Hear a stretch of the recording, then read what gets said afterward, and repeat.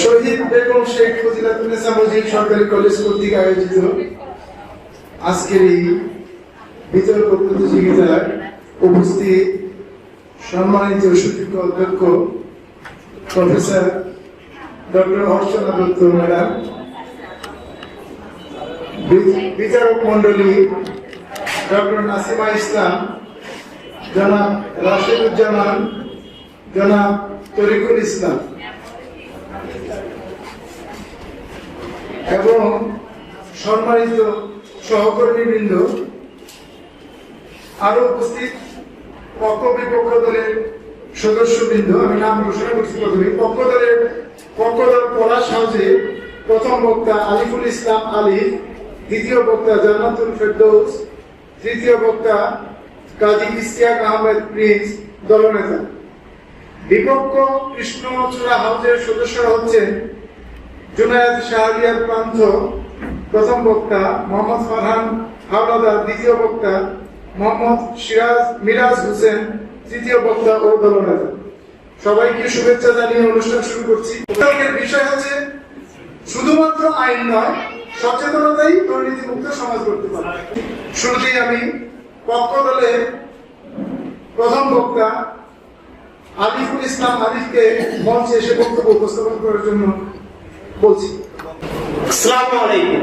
আজকের আয়োজিত এই বিতর্ক প্রতিযোগিতায় সম্মানিত মডারেটর, বিজ্ঞ বিচারক মন্ডলী, আমার পক্ষ দলের বন্ধুরা এবং বিপক্ষ দলের তারকিনরা এবং উপস্থিত ছুটি মন্ডলীকে জানাই আমার পক্ষ থেকে আন্তরিক শুভেচ্ছা। আজকের বিতর্কের বিষয় নির্ধারিত হয়েছে শুধুমাত্র আইন নয়, সচেতনতায় দুর্নীতিমুক্ত সমাজ করতে পারে। আমিও আমার দল এর পক্ষে অবস্থান করছি। ধন্যবাদ সম্মানিত মডারেটরকে আমাকে কিছু বলার সুযোগ করে দেওয়ার জন্য। সমৃদ্ধ দেশ, আলোকিত মন, হয়ে উঠি সচেতন একজন। আইন হচ্ছে বিভিন্ন ধরনের নিয়ম কানুন, রীতিনীতি, বিধিবিধান। উড্রুইলসন বলেন, আইন হলো সমাজের সেই সকল প্রতিষ্ঠিত প্রথা ও রীতিনীতি যেগুলো সমাজ ও রাষ্ট্র কর্তৃক স্বীকৃত এবং যা সরকারের অধিকার ও ক্ষমতা দ্বারা বলবৎ করা হয়। আর সচেতনতা হলো প্রত্যক্ষভাবে জানার এবং উপলব্ধি করার ক্ষমতা। আইন সম্পাদনকারী এবং পালনকারী যদি তার সম্বন্ধে জানা এবং উপলব্ধি করার ক্ষমতাই না থাকে, তাহলে সেই আইন কোনোভাবেই প্রয়োগ করা সম্ভব নয়। আর দুর্নীতি হচ্ছে অন্যের স্বার্থকে জলাঞ্জলি দিয়ে নিজের স্বার্থ হাসিলের উপায়কে বলা হয় দুর্নীতি। এই দুর্নীতি নানা রকমের হতে পারে, যেমন সুদ, ঘুষ, প্রতারণা, ক্ষমতার অপব্যবহার মাধ্যমে জনসম্পদের আত্মসাৎ, মিথ্যাচার ইত্যাদি। বিগত 40 বছরকার বাংলাদেশ একাধিকবার দুর্নীতিতে বিশ্বের মধ্যে চ্যাম্পিয়ন হয়েছে। তাই দুর্নীতি রোধ করার জন্য প্রয়োজন জনসচেতনতা। রোগের চিকিৎসার চেয়ে যদি আমরা রোগ প্রতিরোধ করতে পারি, তাহলে সেটা বেশি কার্যকরী হয়। আমাদের দরকার শুভবুদ্ধি, মূল্যবোধ, দেশপ্রেম এবং চরম মাত্রায় নৈতিকতা শিক্ষা গ্রহণ। আজকে চেতনার অভাবে আমরা কালোকে কালো বলতে পারছি না, আর সাদাকে সাদা বলতে পারছি না। আর এই জন্যই আজ দুর্নীতির মতো মহামারী মাথাছাড়া দিয়ে উঠেছে। দেশের নিম্ন স্তর থেকে শুরু করে উচ্চ স্তর পর্যন্ত অনেকেই আজ দুর্নীতির সাথে জড়িত রয়েছে। আজকে দুর্নীতি হচ্ছে সরকারি অনেক দপ্তরে, দুর্নীতি হচ্ছে অর্গানাইজেশনে, দুর্নীতি হচ্ছে শিক্ষা প্রতিষ্ঠানে। সম্মানিত মডারেটর, দুর্নীতি আমাদের দেশের মধ্যে কোনো অসুখ নয়, দুর্নীতি আমাদের দেশের জন্য মহামারী। বর্তমানে টেবিলের নিচ থেকে খাম না গেলে টেবিলের উপরে ফাইলগুলো নড়ে না। একজন লোকের যেখানে 20,000 টাকা বেতন, সেখানে সে মাসিক খরচ করছে 1,20,000 টাকা। তখন তার পাশের লোকদেরকে উৎসাহিত হয়। যেখানে আমাদের দেশে প্রবাদ বাক্য ছিল সৎসঙ্গে স্বর্গবাস, অসৎ সঙ্গে সর্বনাশ, এখন তা উল্টো হয়েছে সৎসঙ্গে সর্বনাশ, অসৎ সঙ্গে সর্বনাশ। তার প্রধান কারণ হলো 2001 থেকে 2005 সাল পর্যন্ত দুর্নীতিগ্রস্ত দেশের তালিকায় শীর্ষস্থানে ছিল বাংলাদেশ। তার প্রধান কারণটা হচ্ছে মানুষের যথেষ্ট সচেতনতা না থাকার কারণে।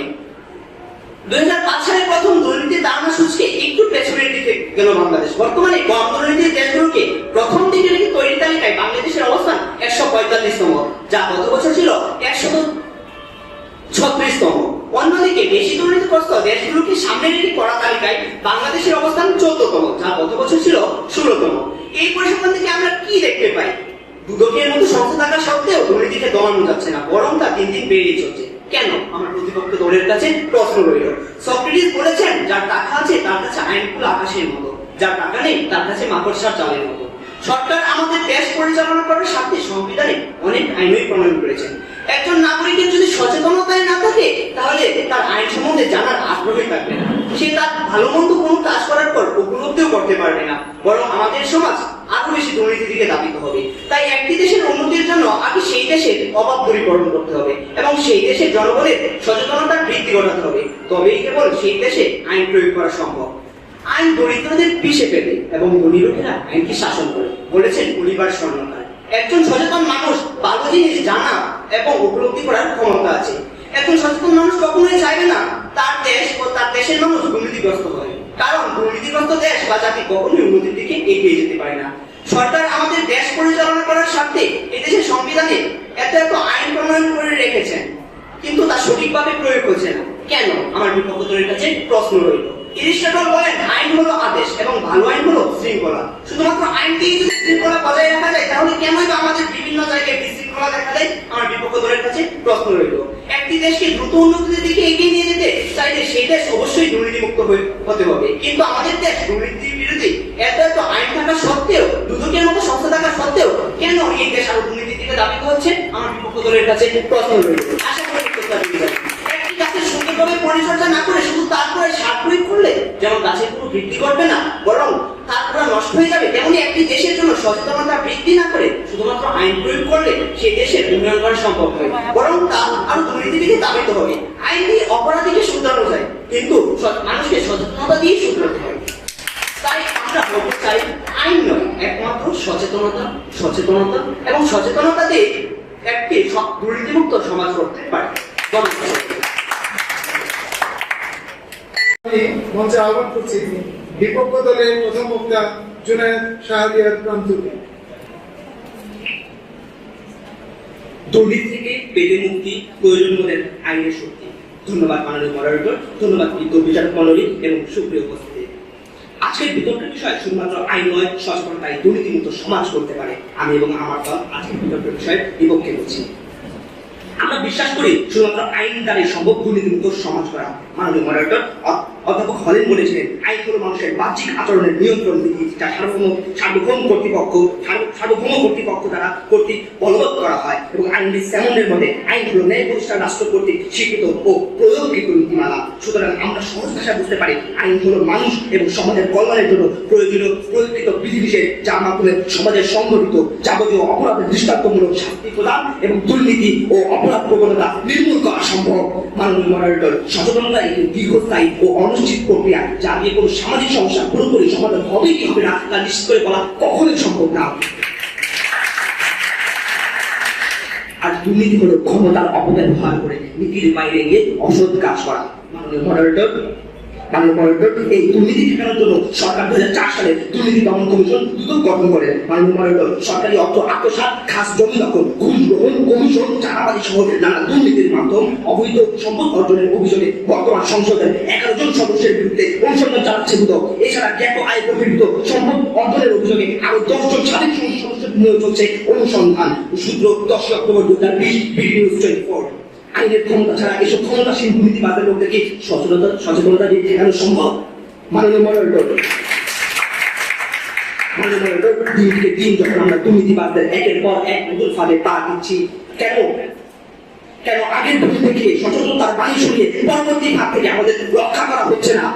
পৃথিবী হাতের মুঠো এসে পড়েছে, ঘরে বসে দৈনন্দিন চাহিদা পূরণ হচ্ছে মানুষের। টিভি, ফ্রিজ, মোটরসাইকেল থেকে শুরু করে চাল, ডাল, নুন সবই আমরা ঘরে বসে পাচ্ছি। গড়ে উঠছে ই কমার্স, দুর্নীতির আরেক নতুন রমরমা ব্যবসা। যেমন ব্যাপক করেছিল সেই ডেস্টিনি আর যুবকের মতো প্রতিষ্ঠান, তাদের প্রতারণার শিকার হওয়ার পর আপনার সচেতনতার উপরে সচেতন করে তুলতে পারেনি।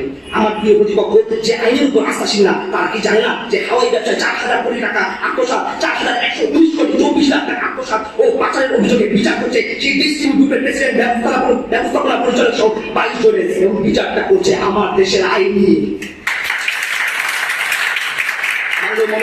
আমরা জানি বিচারের ক্ষেত্রে আইন অন্ধ।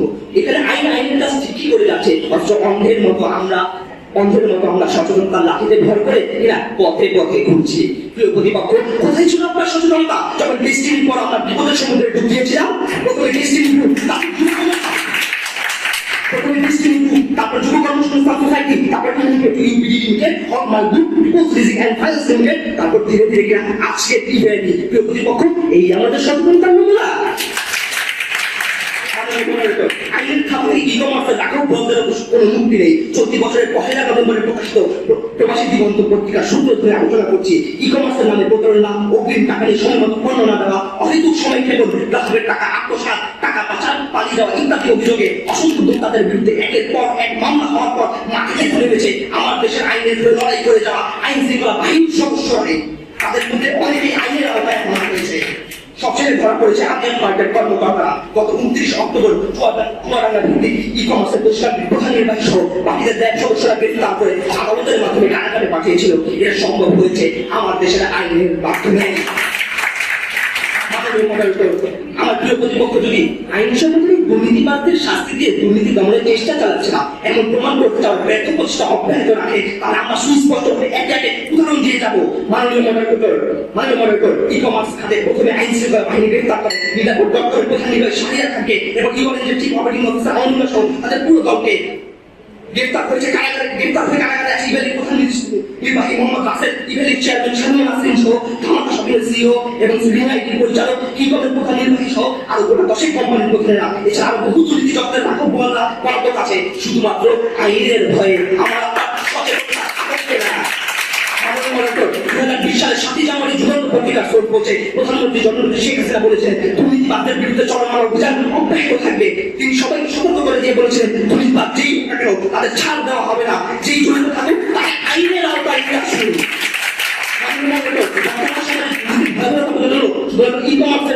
আশ্রয় নিলাম এমন সমস্ত দুর্নীতির মাধ্যম রয়েছে যেগুলো আইনের লম্বা হাতে ধরা পড়ছে এবং ধরা পড়বে। প্রয়োজন শুধুমাত্র আমাদের পূর্ব জোর করার আওয়াজ এবং আইনের পরিপূর্ণ সম্মান। যে সচেতনতা আইনের পরিপূর্ণ হিসেবে ধরে দিচ্ছে সেই সচেতনতা কিন্তু এই আইনের একটি অংশ। স্পষ্টভাবে বলে যাচ্ছি দুর্নীতিমুক্ত সমাজ করার জন্য সচেতনতার দোহাই যে আইনকে ছোট করবেন না। বাপ যেমন তার বাপকেও ছাড়া না, আইন ছাড়া তার নিজের আইনের লোককেও।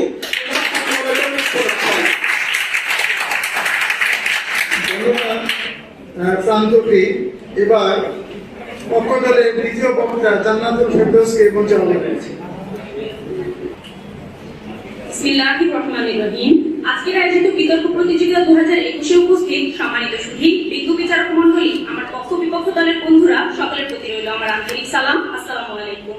আজকের বিতর্কের বিষয় শুধুমাত্র আইন নয়, সচেতনতাই দুর্নীতিমুক্ত সমাজ করতে পারে। ধন্যবাদ মাননীয় মডারেটর আমাকে এই বিষয়ের পক্ষে কিছু বলার সুযোগ দেওয়ার জন্য। মাননীয় মডারেটর, দুর্নীতি কি? ব্যক্তি বা গোষ্ঠী কর্তৃক অবৈধ পন্থায় নীতি বহির্ভূত বা জনস্বার্থ বিরোধী কাজই দুর্নীতি। ব্যক্তিগত স্বার্থ লাভের জন্যই মানুষ নিজেদের ক্ষমতার অপব্যবহার করে। বিজ্ঞ প্রতিপক্ষ, হাসবেন না। আমি মেনে নিচ্ছি দুর্নীতিমুক্ত দেশ গড়তে আইনের প্রয়োজন আছে, কিন্তু এই শুধুমাত্র আইন কথাটাই আজ আমাদের বিতর্কে টেনে এনেছে। শুধুমাত্র আইন দিয়ে আপনারা দুর্নীতিমুক্ত দেশ গড়তে পারবেন? জনসাধারণের মাঝে যতদিন না এ বিষয়ে গণসচেতনতা তৈরি করা সম্ভব, ততদিন দেশকে দুর্নীতিমুক্ত করা অসম্ভব। একজন রিকশা চালক থেকে শুরু করে দেশের বড় বড় মন্ত্রী অর্থাৎ পুরো দেশটাই যখন দুর্নীতির অন্ধকারে ছেয়ে আছে, তখন আপনারা কয়জনের উপর আইন প্রয়োগ করবেন? দেশের সকলকে একসাথে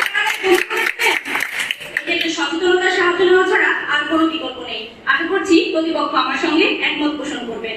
মাননীয় মডারেটর, দুর্নীতির বিরুদ্ধে আইন প্রয়োগ করা জরুরি, কিন্তু আইন প্রয়োগকারী শৃঙ্খলা বাহিনী যখন দুর্নীতিগ্রস্ত, তখন তাদের মধ্যে সচেতনতা তৈরি করা ছাড়া আর কি উপায় আছে? প্রতিপক্ষ দলের কাছে আমার প্রশ্ন রইল, দেশকে দুর্নীতিমুক্ত করতে যারা আইন শৃঙ্খলা রক্ষাকারী পদে যোগদান করছেন, তারা সেই পদ অর্জনের জন্য ঘুষ, স্বজনপ্রীতি, ক্ষমতা প্রয়োগ সহ আরো নানা দুর্নীতি সহায়তা নিচ্ছেন। তাহলে কোন বিজ্ঞ প্রতিপক্ষ সচেতনতা তৈরি করা ছাড়া শুধু আইন দিয়ে আপনারা কিভাবে দেশকে দুর্নীতিমুক্ত করবেন? বিজ্ঞ প্রতিপক্ষ, আসুন এবার দৃষ্টিতে পরিবহন খাতের দিকে। ডিজেলের দাম বাড়লে ডিজেল চালিত বাসের পাশাপাশি সিএনজি চালিত বাসের ভাড়াও বাড়ে। কিছুদিন আগে বাসের ভাড়ায় নৈরাজ্যতা, শিক্ষার্থীদের নানাবিধ হয়রানি, চালকের ট্রাফিক আইন না মানা নিয়ে শিক্ষার্থীরা রাজপথে নেমে আসলো এবং তাদের দাবি আদায় করে নিল। লক্ষ্য করেন প্রতিপক্ষ, আপনাদের আইন নয়, শিক্ষার্থীদের মাঝে তৈরি হওয়া সচেতনতাই তাদের এই সাফল্য বেড়ে দেওয়া সত্ত্বেও বিক্রেতারা বেশি দামে বিক্রি করছে। এর থেকে কি বোঝা যায়? যার যেটুকু ক্ষমতা আছে সেটুকুর জোরে সকলে মিলে আইন প্রশাসনকে অবজ্ঞা করে চালাচ্ছে অবৈধ পথের উপার্জন। সরকার এখানে আইন প্রয়োগ করার পরও দুর্নীতিকে দমানো যায়নি। কেন? কারণ দুর্নীতিবাজ এই লোকগুলো সচেতনতা এবং মনুষ্যত্বের অভাব। আসলে এই ক্ষেত্রে আইন প্রয়োগ করে খুব বেশি দূর আগানো সম্ভব নয়। প্রয়োগ করতে হবে আত্মসচেতনতা। আমাদের সমাজে ঘুষ দুর্নীতি মহামারী আকারে ছড়িয়ে পড়েছে। কারণ হলো দুর্নীতির সংজ্ঞা আমরা নিজেদের মতো করে পাল্টে নিচ্ছি। সমাজের প্রতিটি স্তরে দুর্নীতির প্রয়োগকে আমরা এখন রীতিমতোই অধিকার বলে মানছি। এরকম একটা অবস্থায় যদি শুধুমাত্র আইন দিয়ে দুর্নীতি দমানো সম্ভব হতো, তাহলে মাননীয় প্রধানমন্ত্রী গরিবের 5 কেজি চালের লোভ সামলাতে পারে না, তাদের রাজনীতি ছেড়ে দেওয়া উচিত। শুধু আইন নয়, আমাদের সচেতনতারও প্রয়োজন। জিনিসটা অনেকটা নবতার সূত্রের মতো, পাত্রের একটি নির্দিষ্ট জায়গায় চাপ প্রয়োগ করলে তা পাত্রের সর্বত্র ছড়িয়ে পড়ে। ঠিক তেমনি সচেতনতার উপর চাপ প্রয়োগ করলে আইন প্রয়োগেরও প্রয়োজন পড়বে না। আইনের যথাযথ প্রয়োগ তখন এমনিই হবে। তখন সমাজ দুর্নীতিমুক্ত হতে বাধ্য। শুধু প্রয়োজন আত্মসচেতনতার। সচেতনতাকে গুরুত্ব না দিলে পরোক্ষভাবে আইনকেই হত্যা করা হবে। তাহলে কিভাবে সচেতনতার চেয়ে দুর্নীতি দমনে আইনের প্রাধান্য বেশি হতে পারে? আমাদের প্রথম বক্তা আইনের মাধ্যমে দুর্নীতিবাজদের শাস্তি প্রদানের কথা বলে গেছেন, কিন্তু আপনাদের এই আইন যথাযথ শাস্তির ব্যবস্থা করছে কি? ঘুষখোর ও দুর্নীতিবাজ মানুষকে আইন শৃঙ্খলা রক্ষাকারী বাহিনী আজ জেলে পড়লেই কাল সে ছাড়া পেয়ে যাচ্ছে। তাহলে বলুন বিজ্ঞ প্রতিপক্ষ, আপনাদের তথাকথিত লোক দেখানো এই আইনের উপর আমরা কিভাবে বিশ্বাস করব? দুর্নীতিবাজ কোন লোক জনসম্মুখে ধরা পড়ার পর সরকার তাকে আইনের আওতায় আনার আগে ভাবে পরবর্তী নির্বাচনে এর কোনো প্রভাব পড়বে কিনা। তাহলে বলুন বিজ্ঞ প্রতিপক্ষ, আপনাদের এই স্বার্থপর আইনকে আমরা কিভাবে বিশ্বাস করব? আজ দেশের সরকার এবং দুর্নীতিবাজ এই লোকেরা যদি নিজ নিজ জায়গা থেকে তাদের কার্যাবলী সম্পর্কে একটু সচেতন হতো, তাহলে কখনো এই দুর্নীতি সৃষ্টি হতো কি? আর দুর্নীতি যখন থাকতো না, তখন আইন প্রয়োগ করা হতো কার উপর? ভিত্তিবস্তু যদি নড়বড়ে হয়, প্রকল্প ধসে পড়বে, এটাই স্বাভাবিক। আর সচেতনতাই হলো সেই ভিত্তিবস্তু। তাই আপনারা মেনে নিন যে আপনাদের আইন নয়, দুর্নীতি দমনের জন্য সচেতনতাটাই বেশি জরুরি। জান্নাতুল ফেরদৌসকে এবার বিপক্ষ দলের দ্বিতীয় বক্তা মোহাম্মদ ফারহান হাওলাদারকে মঞ্চে আহ্বান করছি।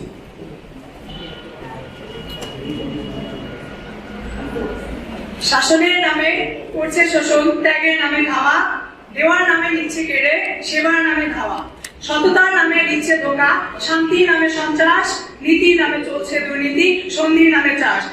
ধন্যবাদ মাননীয় মডারেটর। মাননীয় মডারেটর, একটি আধুনিক রাষ্ট্রীয় সরকারের 3টি কার্যাবলী রয়েছে।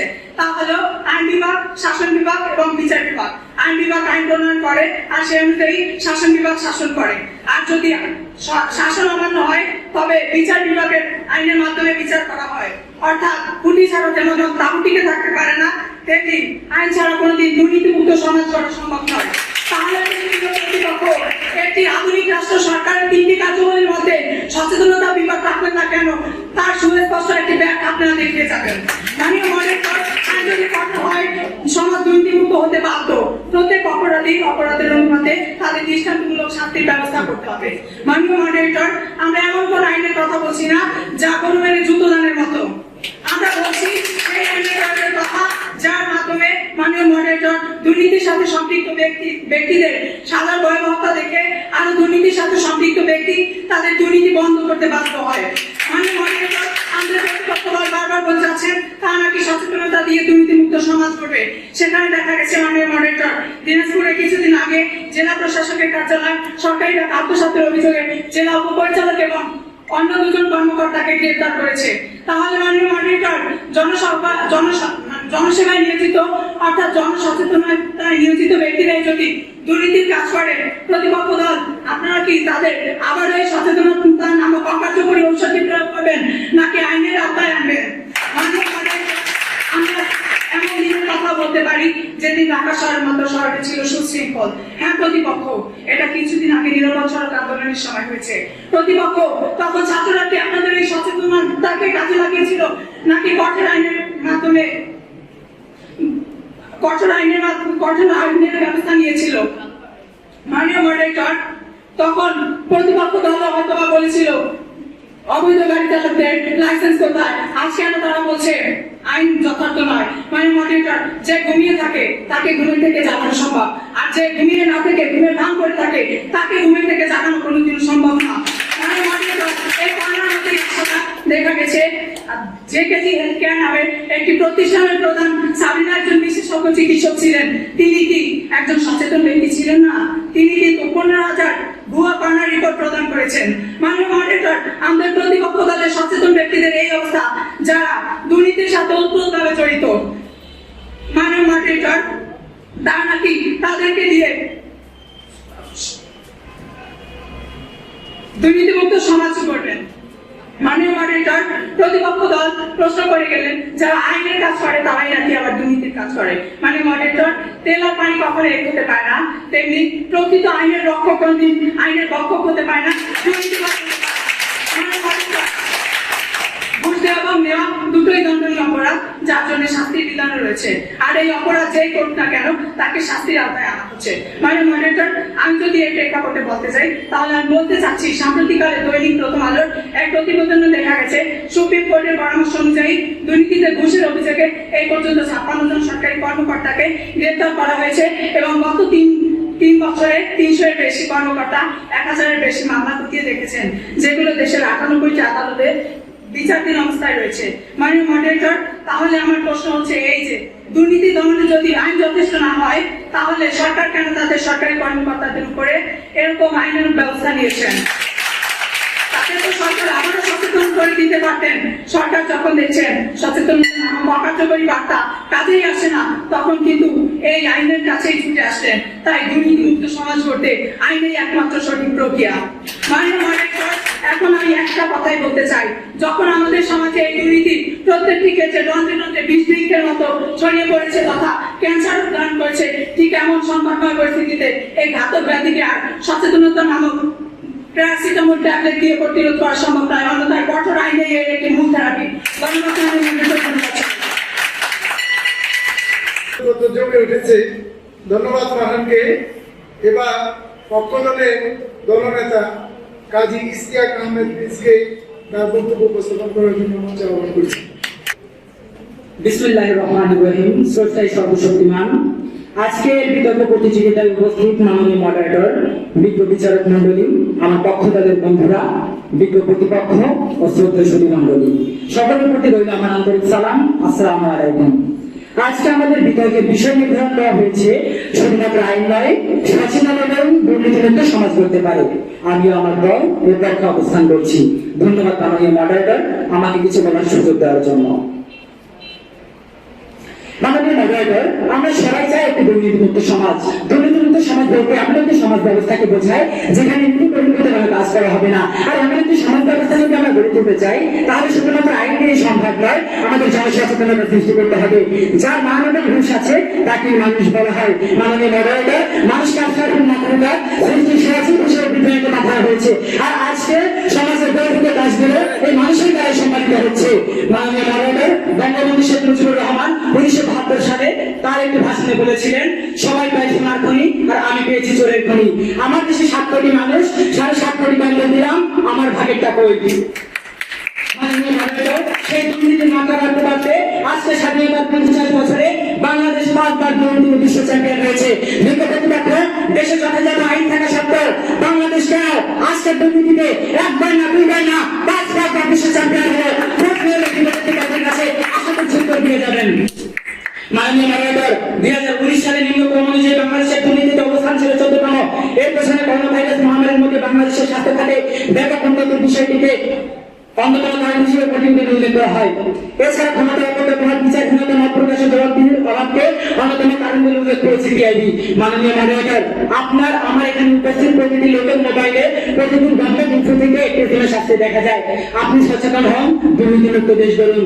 মাননীয় মডারেটর, আইন বই যদি দুর্নীতিমুক্ত সমাজ করা না যেত, দুর্নীতিমুক্ত সমাজ করা যেত, তাহলে কি মাননীয় প্রধানমন্ত্রী জননেত্রী শেখ হাসিনার পক্ষ থেকে আজকে আমাদের সবার মনে এই অ্যাডভার্টাইজমেন্ট প্রতিদিন আসতে প্রশ্ন রয়ে গেল বিজ্ঞ প্রতিপক্ষের কাছে। সন্তানই যথেষ্ট। এই সেরেমনির মাধ্যমে সচেতনতা তৈরি করে সরকার জনসংখ্যা বৃদ্ধি রোধে সক্ষম হয়েছে। 90-এর দশকে আমাদের জনসাধারণের মুখে ফেরা গান, এই দিন না আরো দিন আছে, এই দিনের নিবে তারা সেই দিনের কাছে। টিভিতে জনস্বার্থে প্রচারিত এই বিজ্ঞাপনের মাধ্যমে বাধ্যতামূলক প্রাথমিক শিক্ষার ব্যাপারে সবাইকে সচেতন করা গিয়েছিল। লক্ষ্য করেন বিজ্ঞ প্রতিপক্ষ, সরকার আইন প্রয়োগ করে নয়, সচেতনতা সৃষ্টি করে সামাজিক এই সমস্যাগুলো দূর করতে সক্ষম হয়েছে। তেমনই দুর্নীতি একটি সামাজিক ব্যাধি, একে সমাধান করার জন্য শুধুমাত্র আইন নয়, সচেতনতাই আইন তৈরি করতে হবে। মাননীয় মডারেটর, আইন তখন প্রয়োগ করা হয় যখন কেউ অপরাধ করে। এখানে আইন বুঝিয়ে অপরাধ করার অনুমতি করে দিচ্ছে। আর মাননীয় মডারেটর, আপনি আমি সবাই জানি আইন বর্তমানে টাকায় বিক্রি হয়। আইনের জাল থেকে বেরিয়ে যায় রাঘব গুলো বেঁধে যায় ঠিকই ওই সময় পিঠিগুলো। মাননীয় মডারেটর, শুধুমাত্র রাষ্ট্রীয় আইন দ্বারা দুর্নীতি দমন করা আর অন্ধকে পথ চালাতে বলা সমান কথা। কেননা অন্ধ যেমন অন্ধকে পথ চালাতে পারবে না, ঠিক তেমনই শুধুমাত্র রাষ্ট্রীয় আইন দ্বারা এই দুর্নীতি দমন করা সম্ভব হবে না। মাননীয় মডারেটর, একজন সচেতন নাগরিক কখনোই দুর্নীতি করতে পারে না। নীতি বহির্ভূত হওয়ার কাজ করতে গেলে তার বিবেক তাকে বাধা দিবে। মাননীয় মডারেটর, ঘুষ কেলেঙ্কারি মামলায় দুদক পরিচালকের নামে ক্লাসকে গ্রেফতার করা হয়। সংবাদটি 2019 সালের 23 জুলাই বাংলাদেশ 24 প্রকাশিত হয়েছে। মাননীয় মডারেটর, যেখানে দুদকের ঊর্ধ্বতন কর্মকর্তা দুর্নীতি করেন, সেখানে সচেতনতার বিকল্প আছে কি? প্রশ্ন থেকে গেল বিপক্ষের কাছে। মাননীয় মডারেটর, গত 9 ডিসেম্বর বৃহস্পতিবার আন্তর্জাতিক দুর্নীতি বিরোধী দিবস উপলক্ষে দুদক কর্তৃক আয়োজিত এক আলোচনা সভায় আমাদের মহামান্য রাষ্ট্রপতি অ্যাডভোকেট আব্দুল হামিদ বলেছেন, আইন প্রয়োগ করে নয়, সচেতনতা বৃদ্ধি করে দুর্নীতি নির্মূল করতে হবে। তিনি আরো বলেন, আমি কমিশনের সকল পর্যায়ের কর্মীদের প্রতি আহ্বান জানাচ্ছি, দুর্নীতি দমন কার্যক্রমে তারা যেন সর্বোচ্চ নিরপেক্ষতা ও নৈতিকতা প্রদর্শন করে। অন্যের দুর্নীতি চিহ্নিত করে বিচারের আওতায় আনার পূর্বে নিজের অনিয়ম ও অসততা দূর করতে হবে। বিজ্ঞ প্রতিপক্ষ, যেখানে মহামান্য রাষ্ট্রপতি বলেছেন সকলকে সচেতন হতে, সেখানে আপনি কিভাবে বলেন শুধুমাত্র আইন দ্বারা দুর্নীতিমুক্ত সমাজ দেওয়া সম্ভব? সংবাদটি গত 9 ডিসেম্বর দৈনিক প্রথম আলো পত্রিকায় প্রকাশিত হয়েছে। মাননীয় মডারেটর, ঢাকা ইউনিভার্সিটির হিন্দুকলা বিভাগের মাস্টার্সের ছাত্রী ইমা চৌধুরী মেঘলাকে বিভিন্ন অপরাধের পিঠে হত্যা করেছে তার কানাডা প্রবাসী স্বামী ইফতেখার। আজকে সকালে যমুনা টেলিভিশনে সংবাদটি সম্প্রচারিত হয়েছে। মাননীয় মডারেটর, তার স্বামীকে অবগত জানান যে বাংলাদেশ সংবিধানের 302 ধারা মোতাবেক মার্ডারের শাস্তি মৃত্যুদণ্ড। আপনি তিনি আইনের শাস্তি সম্পর্কে জানা সত্ত্বেও কেন তার স্ত্রী মেঘলাকে পিঠে হত্যা করলেন? প্রশ্ন থেকে গেল বিপক্ষের কাছে। আজ পর্যন্ত দেশের প্রতিটি মানুষ সচেতন হবে, তাহলে এই ঘটনাগুলো এড়ানো সম্ভব হতো। আইনের ভুল বিচারে অনেক নিরপরাধ ব্যক্তি মৃত্যুদণ্ডের মধ্যে সর্বোচ্চ শাস্তি ভোগ করেছে। আইন নিরপরাধ বিচারে গিয়েছে, অপরাধ করার মানসিকতা নিয়ে বের হয়েছে। ধন্যবাদ মাননীয় মডারেটর। সর্বশেষে শুধু আমি একটি কথাই বলবো, এই তো সময় পরিবর্তনের, চলুন আমরা এমন একটি দেশ গড়ি যেখানে আইনের প্রয়োজন হবে না, প্রতিটি নাগরিক হবে সচেতন। ধন্যবাদ মাননীয় মডারেটর। ধন্যবাদ পক্ষ দলের প্রিন্সকে। এবার বিপক্ষ দলের শেষ বক্তা দলনেতা মোহাম্মদ মিরাজ হোসেনকে মঞ্চে আহ্বান করছি। ধূমপান স্বাস্থ্যের জন্য ক্ষতিকর। ধূমপান ফুসফুসের ক্যান্সারের কারণ। রংচঙা প্যাকেটের গায়ে খুব স্পষ্টভাবে লেখা আছে এই সচেতনতার বাণী। অথচ আমার হাতে থাকা বিবিসি নিউজের সূত্র বলছে 2020 সালের মে মাস পর্যন্ত দেশের কমপক্ষে 1,80,00,000 মানুষ ধূমপান। মাননীয় মডারেটর, এই হলো আমার দেশের মানুষের সচেতনতার অবস্থা। সবাইকে মাননীয় মডারেটর, পৃথিবীর বুকে যদি সচেতন দেশগুলোর নাম নিতে হয়, তাহলে আমাদের প্রথম সারির দেশগুলো আসবে, তার মধ্যে নিউজিল্যান্ড একটি দেশ। বাংলাদেশ যেখানে ধূমপান প্রাপ্তবয়স্কের হার 43%, সেখানে নিউজিল্যান্ড মাত্র 13%। সবার দৃষ্টি আকর্ষণ করছি মাননীয় মডারেটর। সচেতনতার ভাগ ব্যাংকে নিউজিল্যান্ড সরকার এই তো গত সপ্তাহে আইন প্রয়োগ করে তাদের দেশে ধূমপানের বিরুদ্ধে তাদের দেশে আইন প্রয়োগ করে। 2008 সালের পর জন্মগ্রহণকারী কেউ নিউজিল্যান্ডে ধূমপান অথবা তামাকজাত কোনো পণ্য ক্রয় করতে পারবেন না। কেননা নিউজিল্যান্ড সরকার চায় 2025 সালের মধ্যে তাদের ধূমপানের সংখ্যা 5% নিচে নামিয়ে আনবে এবং তাদের মূল উদ্দেশ্য হলো ধূমপান সরাসরি তাদের দেশ থেকে এক পর্যায়ে সমূলে নির্মূল করা। মাননীয় মডারেটর, ধূমপানের সাথে দুর্নীতির কোনো সম্পর্ক নেই। আমি বোঝাতে চাচ্ছি, নিউজিল্যান্ডের মতো সচেতন একটা জাতি যদি ধূমপানের বিরুদ্ধে শুধু সচেতনতার বাণী না ছুড়ে এমন কঠোর আইনের ব্যবস্থা নেয়, তাহলে দুর্নীতির ভয়াবহ সমুদ্রে ডুবে থাকা আমাদের সোনার বাংলায় কেন আমরা শুধু সচেতনতার বাণী আউড়ে যাব? প্রশ্ন রইল, আশা করি উত্তর পাবো। আমরা এমন একটি প্রেক্ষাপটে বিতর্ক করছি যেখানে 2020 সালে ট্রান্সপারেন্সি ইন্টারন্যাশনাল TI এর তথ্যমতে দুর্নীতিগ্রস্ত দেশগুলোর তালিকায় বাংলাদেশের অবস্থান শীর্ষে 12তম। 2019 সালে ছিল 14তম, যেখানে আগের বছরের তুলনায় 2 ধাপ অবনীত হয়েছে। এমনকি 2001 থেকে 2005 পর্যন্ত বাংলাদেশ দুর্নীতিতে 5 চেয়ে বেড়েছে, যেটা আমাদের প্রতিপক্ষরা বলে গেছে ইতিমধ্যে। মাননীয় মডারেটর, সচেতনতার দোহাই দিতে দিতে আজকে আমাদের পিঠ দেয়ালে থেকে গেছে। মাননীয় মডারেটর, প্রিয় প্রতিপক্ষ, এই নিছক ভয় বাদ দিয়ে এখন আইনের প্রতি পুরোপুরি নির্ভরশীল হতে শিখুক। মাননীয় মডারেটর, বর্তমান পরিস্থিতিতে দুর্নীতি ইস্যুটি সামাজিক, অর্থনৈতিক, রাজনৈতিক সব প্রত্যেকটি জনগুরুত্বপূর্ণ বিষয় ছড়িয়ে পড়েছে। টিআইবির জরিপের মাধ্যমে জানা যায় বাংলাদেশ আপনটি সেবা খাতে 66.6% সেবা গ্রহীতা দুর্নীতির শিকার হয়ে থাকেন। বর্তমানে বাংলাদেশ সরকার দুর্নীতির বিরুদ্ধে 0 টলারেন্স নীতি গ্রহণ করেছেন। আর এই জিরো টলারেন্স নীতি বাস্তবায়ন সম্ভব শুধু আইনের সুষ্ঠু প্রয়োগের মাধ্যমে। আমার আপনার সচেতনতার মাধ্যমে না। আমরা জানি ঘুষ নীতি বড় দুর্নীতি।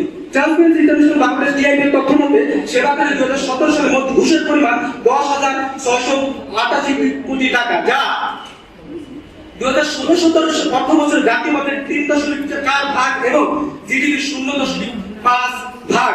এখন প্রশ্ন করতে পারে সাধারণ মানুষ কেন ঘুষ দেয়?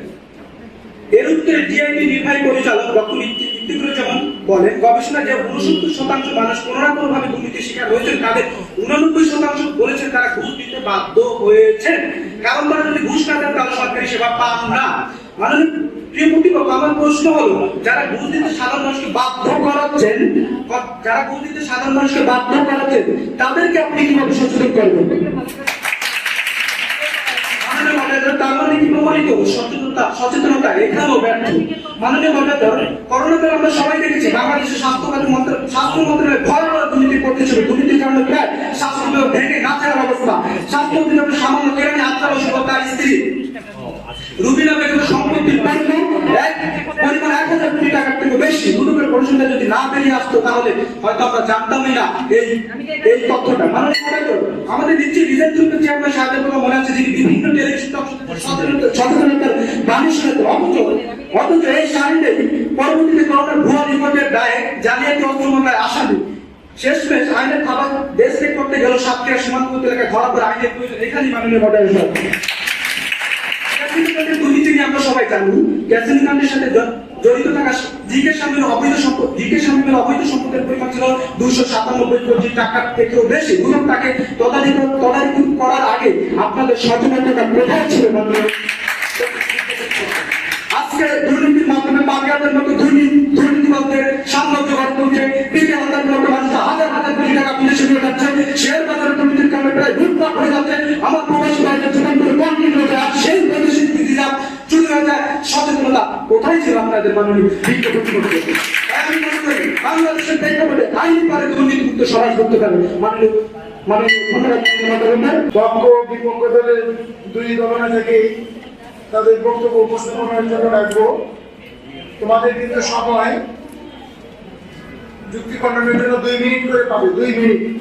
প্রথমে আমি পক্ষ দলের দলনেতা কাজী ইশতিয়াক আহমেদ মেজকে মঞ্চে আহ্বান করছি। ধন্যবাদ মাননীয় মডারেটর, আমাকে আবার কিছু বলার সুযোগ দেওয়ার জন্য। মাননীয় মডারেটর, ঘুষ দেওয়া এবং নেওয়া দণ্ডনীয় অপরাধ, এটা ছেলে বলে সবাই জানে। আমাদের সাধারণ মানুষের চেয়ে একজন পুলিশ কর্মকর্তা এটা ভালো জানেন। তারপরেও কেন তিনি চাকরিতে যোগদান করতে 40 লাখ টাকা ঘুষ দিতে রাজি হন? মাননীয় মডারেটর, কর্মক্ষেত্রে গিয়ে 40 লাখ টাকার জায়গায় কিভাবে 40 কোটি টাকা দেওয়া যায় স্বাভাবিকভাবে এটাই তিনি ভাববেন। তাহলে ভাবুন মাননীয় মডারেটর, সেই পুলিশ কর্মকর্তা কতটা দুর্নীতির আশ্রয় নেবেন? ঘুষ দেওয়া এবং নেওয়া দণ্ডনীয় অপরাধ হওয়া সত্ত্বেও আইনে কিন্তু প্রতিরোধ করতে ব্যর্থ মাননীয় মডারেটর। Live TV 11/2019। এখানে সচেতনতার বিকল্প আছে কি? প্রশ্ন থেকে গেল বিকল্পের কাছে। আইন বাস্তবায়ন করে জনসচেতনতা, এটা আমরা সবাই জানি। কেননা আমরা যদি দেশের প্রতিটা মানুষ অপরাধ করি তাহলে আমাদের বাংলাদেশে এতটা জায়গা নেই যে আমাদের সবাইকে জেলে ঘুরে রাখবে। এর জন্য আমাদের সবার ভিতরে সচেতনতা থাকতে হবে, যাতে আমরা অন্যায় অপরাধ থেকে বিরত থাকি। যে ব্যক্তি দুর্নীতি পরায়ণ তাকে কখনোই আইন সংশোধন করতে পারে না। প্রবাদে আছে, ঢেকি সর্দি দিলেও ধান ভানে। আপনি আইনের কথা বলছেন, আইন কার্ফিউ জারি করে দেখেন, আপনি কার্ফিউ জারি করে দেখুন না বাঙালিদের ঠেকাতে পারেন কিনা। আমরা সেই জাতি যারা এই শাটডাউনের মধ্যে রাস্তায় বের হয়ে শাটডাউন কেমন হচ্ছে সেটা দেখতে। সেনাবাহিনী পর্যন্ত ঠেকাতে পারেন। মাননীয় মডারেটর, আমার প্রতিপক্ষ প্রশ্ন করে গেছেন, দুদকের কথা বলছেন, দুর্নীতির আমার কমিশন সততার সঙ্গে প্রতিষ্ঠা করেছেন। আর এর মূলনীতি হচ্ছে দুর্নীতি একমাত্র সচেতনতায় পারে দুর্নীতিমুক্ত সমাজ করতে।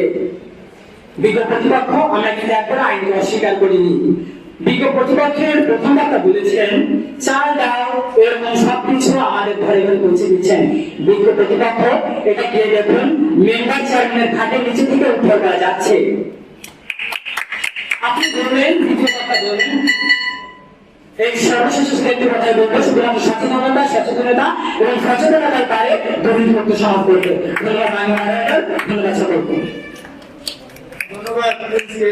এবার যুক্তি খণ্ডনের জন্য বিপক্ষ দলের দলনেতা মোহাম্মদ মিরাজ হোসেনকে মঞ্চে আহ্বান করছি। ধন্যবাদ মাননীয় মডারেটর আমাকে সময় দেওয়ার জন্য। মাননীয় মডারেটর, আমার বিজ্ঞ প্রতিপক্ষ বলে দেবেন আইনের লোককে নাকি আইনের আওতায় আনা সম্ভব না। মাননীয় বিজ্ঞ প্রতিপক্ষ, আপনারা কি কখনো শুনছেন ডিআইজি নিজের নামে কোনো পরিষদ ডিআইজির নাম? তিনি 40 লক্ষ টাকা ঘুষের বিনিময়ে একটা চাকরি নিতে গিয়েছেন, কিন্তু তাকে যখন আইনের পথে করে দুদকের তদন্তের মাধ্যমে তাকে তখন ওই মামলার কাজ করে। মাননীয় মডারেটর, দুর্নীতি কারা করে? দুর্নীতি করে রাঘব বোয়ালরা। আর এই রাঘব বোয়ালদের আপনি কিভাবে সচেতনতার মাধ্যমে সচেতনতার মাধ্যমে আপনি তাদেরকে দুর্নীতি থেকে মুক্ত করবেন? দেখেন আইনি পারে না, আপনি নিজেরা তাদেরকে কিভাবে সচেতন করবেন? রাঘব বোয়ালদের এমপিদের মন্ত্রীদের বড় বড় ইতিহাস করোনার সময় সচেতনতার সময় নাকি করোনার সময় সচেতনতার অভাবে মানুষ রাস্তায় বের হয়েছে, সচেতনতা তারা কিন্তু ছিল না। যখন সেনাবাহিনী পুলিশ আইন প্রয়োগ করছে তখন মানুষ বাদ করে ঘরে ঢুকতে তারা আইনের ব্যাখ্যাটা বলে আইন তো গভর্নমেন্ট কিন্তু প্রয়োগ করতে হয়। আমরা প্রয়োগ করতে আইনের প্রয়োগ করছি, আমরা এমন কোন আইনের কথা বলছি না যে রাজার কিতাবে আছে কিন্তু গোড়াবে নেই, এমন কোন আইন আমরা বলছি না। কারণ আইনের ব্যাখ্যা আমরা আগেই বলেছিলাম, আইনের ব্যাখ্যা আইনের গভর্নমেন্ট কিন্তু যেটা সমাজে কার্যকর হবে ওই আইন। দুদকের কার্যক্রমকে আপনার প্রশ্ন করছে, দুদকের কার্যক্রমকে কোনো প্রশ্ন আপনার মানে হয় না, কারণ দুদকের একটা আলাদা স্বতন্ত্র আলাদা একটা দুর্নীতি নামক কমিশন, যেটা সকলের পক্ষে চার্জশিট তৈরি করে তদন্ত করে এবং তার বিপরীতে একটা সুষ্ঠু বিচার তদন্ত হয়। আপনারা বলছেন ঢাকা বিশ্ববিদ্যালয়ের কালকে ঘটনা, যেখানে একটা শিক্ষার্থী তার স্বামীর নির্যাতনে নিহত হয়েছে। মাননীয় প্রতিপক্ষ, স্বামীর নির্যাতনে নিহত একটা দুর্নীতি না, এটা ব্যক্তিগত একটা ক্রাইম, এটা কোনো দুর্নীতি না। নীতির বাইরে কোনো রাস্তার প্রাতিষ্ঠানিক অথবা পদমর্যাদাকে কাজে লাগে কোনো যদি একটা ব্যক্তি কিছুটা দাম্ভ সরাই আইন ফেলুন রাস্তায় ট্রাফিক পাই ধন্যবাদ মিরাজ হোসেনকে। আমাদের অনুষ্ঠানের প্রায় শেষ পর্যায়ে শুধুমাত্র আইন নয়, সচেতনতাই দুর্নীতিমুক্ত সমাজ করতে পারে। আমাদের বিজ্ঞ বিচারক মন্ডলী কিছুক্ষণের মধ্যেই ফলাফল আমাদের হাতে দিবে। আমাদের অধ্যক্ষ মহোদয় ঘোষণা করবেন আশা করি বিষয়টা। আজকের বিতর্কে 4টা শব্দ: সমাজ, দুর্নীতি, আইন, সচেতনতা। খুবই গুরুত্বপূর্ণ 4টা শব্দ। সমাজ, আমরা সমাজ মানে আমরা সামাজিক জীব, একত্রে থাকি। আমাদের জন্য আইন দরকার, আমাদের জন্য সচেতনতা দরকার, আমাদের জন্য সুশাসন দরকার, আমাদের জন্য আইনের প্রয়োগ দরকার। সবগুলা বিষয়ই খুব গুরুত্বপূর্ণ। আইন যেরকম প্রয়োজন, সচেতনতাও প্রয়োজন। আর এই সচেতনতাটা গড়ে তুলতে হলে শুধু আইন দ্বারা হয় না, কথাটি এটা আমাদের একটা পারিবারিক শিক্ষা, আমাদের প্রাতিষ্ঠানিক শিক্ষা, আমাদের সামাজিক শিক্ষা। এই শিক্ষাগুলা জন্মের পর থেকে আমরা শিখছি। সে কারণে আমাদের আসলে কাঠামোগত পরিবর্তন, আমাদের কারিকুলামেরও পরিবর্তন আমার মতে প্রয়োজন। আইন থাকবে আর সমাজ পরিবর্তনশীল। সমাজ পরিবর্তনশীল সেই কারণেই কিন্তু আইনের উপরে পরিবর্তন করতে হয়। এখন আমরা ডিজিটাল যুগ বলছি। কিছুদিন আগে তোমরা তো আসলে নতুন প্রজন্ম ডিজিটালাইজ যুগটা দেখছো, মেরুর যুগ দেখো না। হ্যাঁ, সেই যুগে কোনো কিছু এত সহজে উপস্থাপন করা যেত। হ্যাঁ, আর ক্রাইমের ধরন পাল্টেছে, যে ডিজিটালাইজেশন যেরকম ক্রাইমের ধরনও পাল্টেছে। সুতরাং ক্রাইমের ধরনের কারণে আবার আইন করতে হয়। এই যে আমাদের জন্য ওই যে ডিজিটাল ইয়া করা হয়েছে দুর্নীতি, এগুলো কিন্তু ওই আইনগুলো পরিবর্তন করতে হচ্ছে। আগে ঘটনা ঘটছে, পরে আইন পরিবর্তন করতে হচ্ছে। এটা কারণটা কি? যে ডিজিটালাইজ যুগের পরিবর্তন হচ্ছে। ক্রাইম যারা করে তারা এত অত্যাধুনিক ওই ডিজিটালাইজেশনের কুফল দিকটা তারা গ্রহণ করছে। আইনেরও প্রয়োজন, সচেতনতারও প্রয়োজন, শিক্ষারও প্রয়োজন, সুশিক্ষা। শিক্ষা মানে সুশিক্ষা, সুশিক্ষা ছাড়া সম্ভব না। আর আমাদের উচিত পরিবার থেকে এটা শুরু করা। আমি যদি অভ্যাস করি এখানে একটা থুতু ফেলবো না, এটা আইন দ্বারা হবে না, এটা কিন্তু সচেতনতা লাগে। হ্যাঁ, কারণ এই শিক্ষাটা কিন্তু বই পুস্তকে পাবা, এটা পরিবার থেকে শিখতে হবে, শিক্ষা প্রতিষ্ঠান থেকে, বন্ধু বান্ধব থেকে শিখতে হবে। কমিটমেন্ট, সততা, ন্যায় নীতি। আমরা কিন্তু দুর্নীতিগ্রস্ত করতে অপছন্দ করি না। হ্যাঁ, এই বিভিন্ন ইয়েতে প্রোগ্রামে তাদেরকে হাইলাইট করার চেষ্টা করি, সেটা করে কিভাবে অর্জন করছে সেটা দেখেছি, কে কত বেশি দাম করেছে দিয়েছে সেটা আমাদের মনে হয় শেষ হয়ে আসছে। তাহলে এই কথা আমি শুধু একটা কথা বলবো, তোমরা কি জানো বিশ্বের একটা দেশ যেখানে ওই চুইংগাম খাওয়াটা নিষেধ, একটা দুর্ঘটনা ঘটেছিল যার ফলে সরকার নিষেধ করে দিয়েছে যে চুইংগাম খাওয়া যাবে না। বিশ্বের মাত্র একটা দেশ, জানো ওটা কোন দেশ? সেটা আইন করে করছে। কে, কোন দেশ? সিঙ্গাপুর।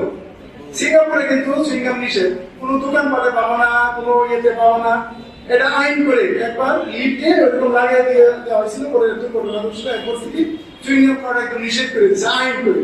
সচেতন করে কিন্তু হয়নি। তার মানে দুই তিন জিনিসগুলোই দরকার, সচেতনতাও দরকার, আইনও দরকার, আইনকে যুগোপযোগী করতে হবে। হ্যাঁ, সব বিষয়গুলোই দরকার আছে। আমি আর বিকারিত করছি না। এই পর্যায়ে আমাদের আজকের এই প্রোগ্রাম সফলভাবে সম্বোধন হওয়ার জন্য যার অবদান, যার অনুপ্রেরণা, যার চেষ্টা আজকের এই অনুষ্ঠান, সম্মানিত সুযোগ্য অধ্যক্ষ প্রফেসর ডক্টর অর্চনা ম্যাডামকে কিছু বলার জন্য অনুরোধ করছি, মঞ্চে আহ্বান করছি। এবং এটাতে মানে আমার এত ভালো লাগছে, আমি তোমাদেরকে বলে বোঝাতে পারবো না। যেমন পাঠান ছাড়া বেশ আপ্লুত হয়ে বললেন কথাগুলো। সত্যি তোমাদের মধ্যে মেধা আছে, তো আমরা চাই যে তোমাদের এই মেধাটার স্ফুরণ হোক। তোমরা মেধাটাকে লালন করো, তোমরা মেধাটাকে অপচয় করো না, তাই না? ভালো পথে নাও, যেটা তোমাদের সামনের পথে কিন্তু এগোতে অনেক সাহায্য করবে। তো আজকে যেহেতু আমাদের যেটা বিতর্কের বিষয়বস্তু সবাই আলোচনা করেছে, সুতরাং আমি আর এই বিষয়ে বলবো না, দীর্ঘায়িত করবো না আমরা। তো যেটা শুধুমাত্র আইন বা সচেতনতাই দুর্নীতিমুক্ত সমাজ গড়তে পারে, আমরা যেটা বুঝি যে দুইটাই যুগপৎভাবে দরকার। যেমন সচেতন আমাদের হতে হবে, আইন আমাদের মানতে হবে।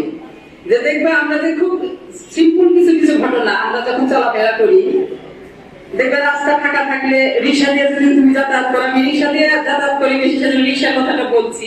রিক্সাওয়ালা কি করে, যখন রাস্তা ফাঁকা থাকে তখন কিন্তু ও সিগন্যাল মানে না, ও কিন্তু দেখা যায় অপোজিট পথ দিয়ে, যখন ভিড় একটা লাইনে ভিড় লেগে আছে সে কিন্তু অপোজিট পথ দিয়ে চলে আসে।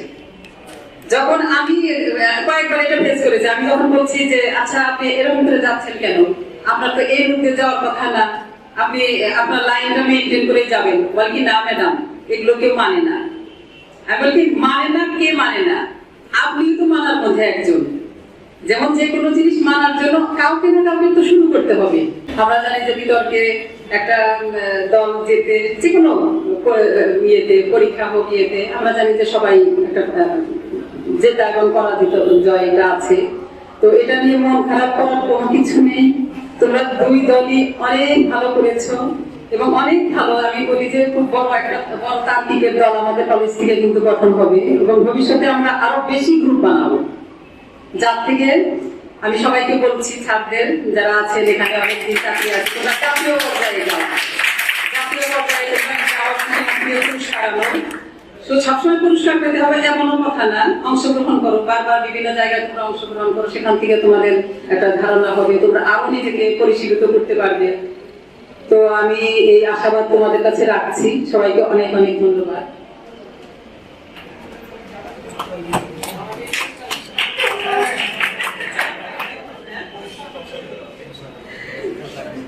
আচ্ছা, হ্যাঁ, তোমাদের যেটা বলছিলাম যে তোমরা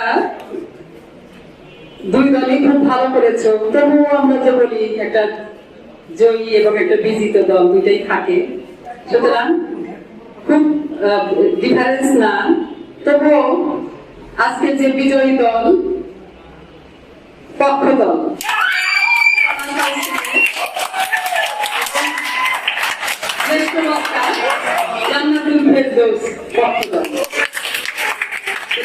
সবাইকে ধন্যবাদ। বিজিত দল মন খারাপ করার কিছু নেই, এটা খুবই কি বলবো যে জয় পরাজয় থাকবেই। এবং তোমাদের জন্য অনেক শুভেচ্ছা রইলো। তোমরা অনেক এগিয়ে যাও এবং তোমরা খুব ভালো বলেছো, ওই খুব সামান্য পয়েন্টের পার্থক্য। সবাইকে অসংখ্য ধন্যবাদ। তোমরা সবাই ভালো থাকো, সুস্থ থাকো, সুন্দর থাকো, জীবনে এগিয়ে চলো, এই শুভকামনা করি।